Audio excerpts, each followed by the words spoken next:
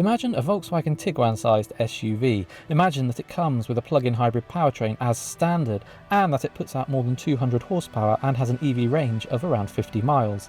Now imagine that same SUV is fully loaded with standard equipment, including a 15.6-inch infotainment screen, digital dials, vegan leather seats, and even a panoramic sunroof. And last but not least, imagine that you can have all that for the same price as a mid-spec Vauxhall Astra. In your dreams, you might think. But no, forget in your dreams. How about build your dreams? This car is basically what I just described. It is the Build Your Dreams Seal Utility Dual Mode Intelligence, or BYD Seal U DM-i for short. And it is a Volkswagen Tiguan/Kia Sportage size SUV that comes as standard with a plug-in hybrid powertrain. It comes as standard with loads of equipment, including panoramic roof, head-up display, powered, heated, ventilated, vegan leather seats, heated steering wheel. It's got everything you could really want. And yet, it costs from just over £33,000. This is a time when new cars seem to be getting more and more expensive. This thing, on paper at least, looks like a relative bargain. To recap, BYD is a Chinese electronics company that began in 1995 by building mobile phone batteries. Its auto division was set up in 2003, it launched its first car in 2005, and in 2008 it combined its talent for building batteries with its automotive expertise to launch the world's first mass-produced plug-in hybrid car, the BYD F3 DM. The rise and rise of BYD and the sheer scale of its operation with its 700,000 plus employees is mind-boggling. And makes for a fascinating read. But rather than go on about that now, I'm going to pop a link in the description to our full guide to BYD at CarGurus.co.uk, so you can go off and read about that if you'd like to. Instead, what I want to do here is focus on reviewing the car just like we would any other car. So if we think about the styling, well, it's fairly generic, I would say. I feel like this car is what might result if you asked an AI to design you a family SUV. It's just, yeah, it just is an SUV. There's some all right detailing, bit of chrome around here, 17-inch alloys as standard, but nothing that really makes it particularly stand out in the market. I think a Kia Sportage, for example, is a much smarter car, and at the back of this in particular, it really does look like something you might see driving around on Grand Theft Auto. It doesn't really have much of an identity. In terms of quality, which is arguably more important, it's actually really good. So panel gaps are consistent. It's got some nice creases in the bodywork, and the paint has a nice sort of almost pearlescent fleck to it, which is nice. I would say though, if you look down here, I don't know if the camera will pick it up, but the paint finish on the bumper versus the actual bodywork is slightly different. So it looks like a slightly different shade, which isn't great. But overall, I think, particularly when you think of the value that this car offers, it hangs together okay. So let's say that you are swayed by the BYD's low purchase price and you want to find out about practicality. Well, not such good news when it comes to boot space actually, because we've actually left our camera operators stuff in here to show you that it fills up very quickly. So the boot space is 425 litres, which is small for this size of car. There are no two ways about it. So if I take all this out and see what it looks like with no luggage in at all, and I'll get rid of this charging cable as well. Right, so as you can see from the charging cable, there is a little well down there where you can fit some more stuff, but this is, well, it's poor. No two ways about it. And you might think it's okay, there's loads more space under here, but no, there's no more space under there either. You can drop the floor, but only by about an inch, so it really doesn't gain you much extra space at all. Also, unless I'm missing something, there's no lever in the back to drop the rear seats. Instead, you have to come around here and pull this lever. Now on the plus side, you do get a flat floor right through to the back here, but I can't quite reach, or can I just? No, I can't actually lower this. Oh, there you go. I knocked myself out at the same time. You can just about do it, but I mean, that's not great, is it? Overall, let's have a look at the back seats instead. All right, much better news in the back seats. This is nice back here. This is roomy, lots of leg room. My feet will go under the seat in front, so that's good. Headroom, even with this panoramic roof, is decent. So I'm 5'11" and I'm fine. I can adjust the angle of the backrest if I want. It goes in 2, 3, 4 different positions. And quality back here, it feels really nice. So just some nice detailing, door pockets down here for a bottle of water, nice materials across the doors here, air vents, useful, a couple of chargers down there for USB-Cs, and armrests with some more cup holders there, and you can fit 3 across. Really help because this is a completely flat floor and there's enough room. I've got size 11 feet, 10 feet, I don't know what these shoes are, 10 or 11, and they fit in there just fine. And yeah, I'd be quite happy in the middle seat. The backrest is a little bit firm, but not too bad at all. I think for rear seats, this is great. Let's hop in the front. On the way there, I just want to show you that this has got NFC, so you can connect your phone with the car key and just use your phone to unlock and start the car, so you don't need to have your car key on you. And actually, I can see that being pretty convenient. And you can use the app, the BYD app, to preheat the car, for example, check the windows are up, that sort of thing. You can even set the heated seats to come on before you get in, which again is just another nice touch. Right, so into the driver's seat, and quite like it up here actually. The finish is really nice, so there's nice materials, a little bit of stitching up here. Everything is, well, yeah, has a bit of soft touch to it. Different textures again on the doors, little crystal drive selector here. It feels pretty upmarket actually, and you know, again, you can see there's lots of equipment, so 2 wireless phone chargers there. This screen is 15.6 inches. Again, it comes as standard. It's got the BYD party trick of turning. It's actually, I find it really annoying because if you accidentally tap the wrong button, you can't interrupt it mid-turn, so you have to wait until it turns until you can actually do what you want to do. Storage, there's a big storage bin down there, a couple of cup holders. There's another storage tray down here with some chargers in there as well. There's a decent sized glove box. Door bins are pretty good as well. There's even a little sunglasses holder up there. It's, yeah, really good practical family SUV stuff.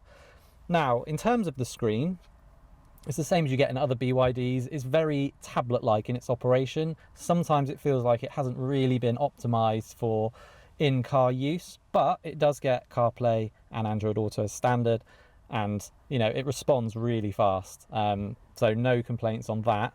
It is a pain, you have to go into here to access the safety system, so look at all these different prods you have to do if you want to turn the what do we want to turn off here? Oh my goodness, if we want to do the driving assist, the traffic sign recognition, I mean, try and do that while you're driving is frankly a bit of a nightmare, and you do have to do it every time you get in the car if you don't want certain systems on. You also get a fully digital dial setup, which again, I just find it a bit cluttered. It really does take a while to get used to what part of the dial you're supposed to be looking at, and also when you press certain buttons here, it's not immediately obvious what's changing. There's sort of small graphics that you finally spot that you are actually changing things. Overall, it's, you know, it's fine. There are bits that could be improved, but it's certainly not disastrous.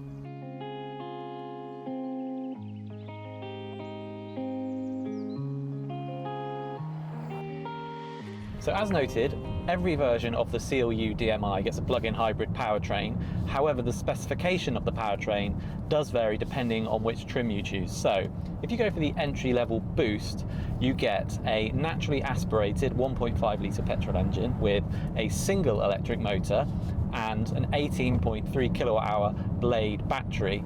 That combination gives you 214 horsepower, a 0 to 62 time of 9 seconds, and it will do around 50 miles in EV power only. Next up, there's Comfort trim, which uses the same petrol engine and a single motor for the same 214 horsepower output, but combines it with a bigger 26.6 kilowatt-hour battery to improve the EV range to a claimed 77 miles.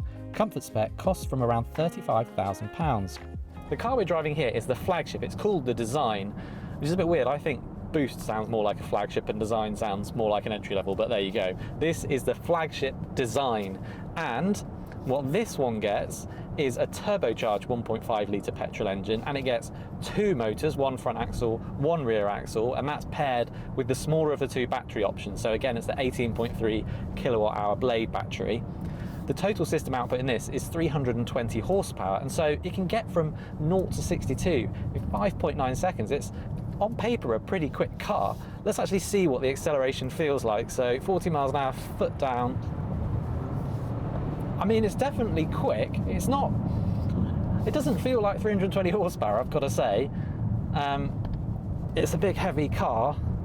You get the instant response of the electric motor, but there's not much after that. It's fine. I'm not sure if I would pay for the upgrade, to be honest. Particularly, you know, it still comes in at under £40,000, which is great, but you get the smaller EV range, and I feel like if you're buying the plug-in hybrid, I'd almost save that money, have the 50-mile range of the standard boost model, or maybe even like the 70-mile range of the comfort spec car instead. All of these drivetrains have two modes of operations, full EV or hybrid. So you can toggle between hybrid and EV mode with this switch down on the center console. In hybrid mode though, even when it's running that, the petrol engine's role most of the time is just to provide power to the electric motor, because BYD, well, one, it believes this is the most efficient way to run the hybrid system, but two, it wants this car to feel like an EV for much of the time, and it genuinely does. It does have a clutch in it that can send the petrol motor's drive straight to the wheels when needed, so say at motorway speeds or when you're accelerating hard. And you can hear the motor come in. You don't actually really feel it come in. It's quite impressive how smooth the transition is. Overall, for much of the time, this thing does drive like an EV, really. It does have some regenerative braking. It's not particularly strong. You can adjust it in the menu here. It's a bit of a faff. I've got a lot of these things, and you can have either standard or high modes. Even in high mode, you don't get a lot of brake regen in this car. As for the rest of the driving experience, the Seal U DM-i is impressively quiet and hushed, while its setup is geared towards comfort rather than sportiness. So, definitely comfort orientated, this car. I'm okay with that. It's very quiet in here. I really like that. Wind, road noise, very well insulated. Obviously it's running in EV mode for a lot of the time, which is very quiet. And even when the petrol engine comes in, it's not particularly noisy. So that's really impressive. It does have some dynamic shortcomings, however, this car. So, number one is very softly sprung, which means the ride is superficially quite comfortable, but let's just go around this roundabout at a very modest speed, and you can hear it's just squealing away. It's not a car that likes to be thrown around. It's leaning quite heavily. If you enjoy spirited driving, this car is not going to float your boat. It's just not that kind of vehicle. Also, while it's comfortable, the body control is a bit loose, so it can sort of float around a little bit over bumps, which, yeah, not ideal. Not terrible, but not ideal.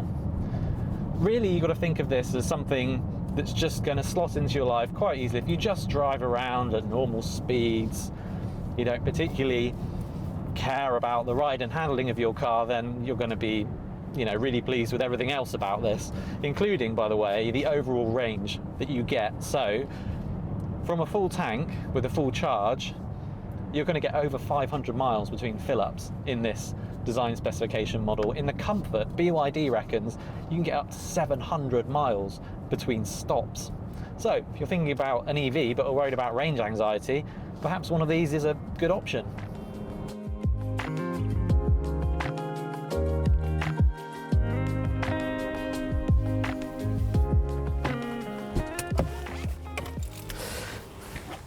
Clearly there are parts of this BYD Seal U DM-i that are not as good as rivals. The boot space being the main culprit. It is a bit small for this class of car. I think the styling's also a bit bland, as we mentioned, and it's not particularly exciting to drive. Not bad to drive, just not exciting. However, it's really hard not to think about what good value it offers. Compared with a Kia Sportage or a Hyundai Tucson or a Volkswagen Tiguan, that sort of car with a plug-in hybrid drivetrain, this is going to be thousands of pounds cheaper to buy. And while it would be a stretch to compare it with something like an X3 with a plug-in hybrid powertrain, it does feel fairly premium inside, and it's around 20 grand cheaper than one of those. And because of that, yeah, I'm going to recommend that you give one of these a look. I think this is a pretty compelling package. BYD really needs a car that's going to help it break through in the UK. Its EVs have been alright, but just not competitively priced enough to make it stand out. I wonder if this car is the one that might do it. What do you think of the Seal U DM-i? Would it make it to your SUV shortlist? Let us know in the comments, and remember to head over to cargurus.co.uk when it comes time to find great deals on your next car.